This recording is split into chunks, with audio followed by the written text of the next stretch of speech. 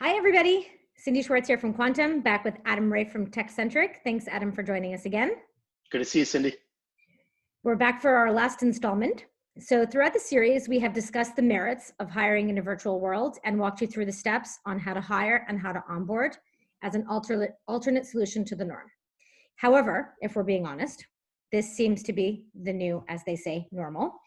I think, a lot of companies are taking the time to really reevaluate their operational needs, remote versus in-office.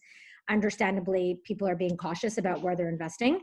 So today's topic is going to be about why is investing so important, both in the technology and in the time that it takes to have a remote working force. And I think the reason, from a human capital perspective, one of the reasons why it's important is that now everyone has gotten a taste of working from home. Some like it, others don't. I think the one thing that everybody agrees on, whether it be executives or, office staff, is that there's going to need to be a defined policy going forward about when people are going to be able to access remote work and when people are going to need to be in the office. People seem to really want a balance between both worlds. So I really believe that I'm almost predicting that there's going to be this new currency in the world of recruitment, which is going to be remote working, and employers are going to be using it to their advantage to recruit people and to attract talent. And I think ultimately the flip side to that is that if you don't have a strong policy and you don't adapt with the way that the world is going, it's going to be really hard to retain employees. So I think it's going to be this bidding war of which companies offer the best remote working conditions. And I think that people are going to start to value this more than money and other types of perks that we've seen in the past. Because the reality is that this flexibility, I think, is providing everybody with a different way of life. And there's so many positive impacts from a human perspective. Adam, from a tech perspective, what are the benefits to invest in remote tools? Clearly improved flexibility and accessibility, but also greater security. When set up properly, these systems on average are proven to be much more secure, less downtime. The infrastructure is used by tens of millions of people. Thus, it's built really strong and extremely rarely goes down. Dissipated monthly costs. Instead of needing to invest thousands of dollars every few years in new hardware, software, and IT support, you basically pay a monthly fee, which includes constant behind-the-scenes updates, and also flexible pricing. These services are charged monthly, so you can add new accounts when needed. You can reduce accounts when you don't need them. Makes sense. And from your, opinion, what are the best remote tools for the value that they offer? I think for most companies, the short answer is Microsoft 365.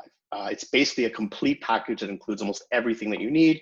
It includes the email accounts, cloud storage, chat, video conferencing, web versions or basic versions of, like Microsoft Outlook, Word and Excel, PowerPoint, and the prices start under $7 per user per month. Another option for those who prefer Gmail, there's a product called G Suite. It's all the same tools as Office 365, and prices start at approximately $8. Fantastic. So not everybody has an IT department. Some companies, bigger companies do, but smaller companies don't. How complicated is it to set this up?